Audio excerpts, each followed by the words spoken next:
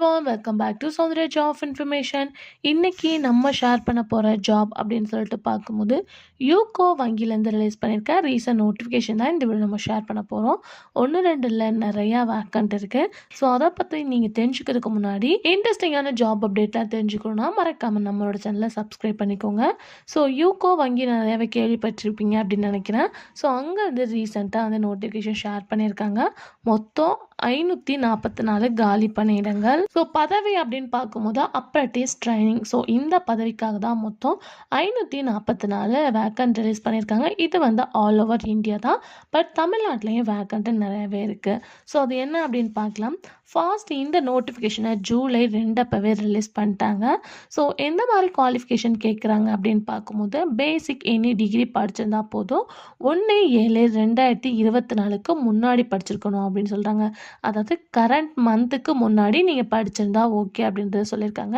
Age அப்படின்னு சொல்லிட்டு பார்க்கும்போது வந்து ஸ்டார்டிங் டிகிரிக்கு ஆஃப்டர் வந்து ஒரு 35க்குள்ளே இருக்கிற மாதிரி வந்து மென்ஷன் பண்ணியிருக்காங்க. ஸோ இதில் வந்து கேட்டகரிஸ்க்கு எல்லாமே ஏஜ் ரிலாக்ஸேஷன் பண்ணியிருக்காங்க.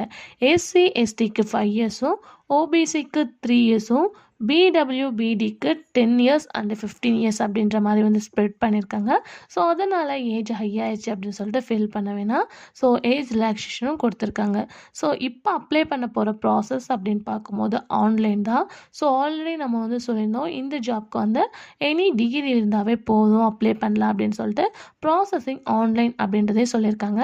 ஸோ அவங்க எந்த மாதிரி செலக்ட் பண்ண போகிறாங்க அப்படின்னு பார்க்கும்போது ஒரு பர்சனல் இன்டர்வியூ இருக்கும். மேபி அந்த பர்சனல் இன்டர்வியூ வந்து ஆன்லைனில் இருக்கும் அப்படின்னு தான் நினைக்கிறேன். அதுக்கு ஆஃப்டர் ஒரு சின்ன ரைட்டன் எக்ஸாம் இருக்கும்.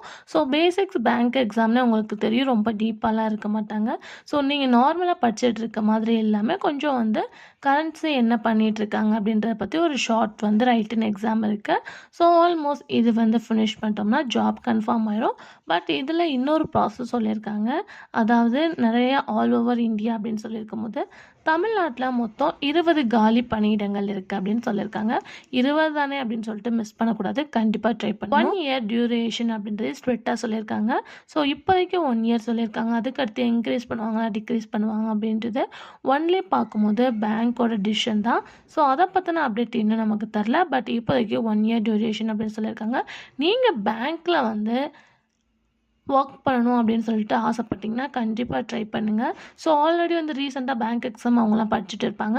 ஸோ படிச்சுட்டு இருக்கும் போதே நமக்கு ஒரு பேங்க் ஜாப் வேணும்னா கண்டிப்பாக அந்த ஜாபை ட்ரை பண்ணலாம்.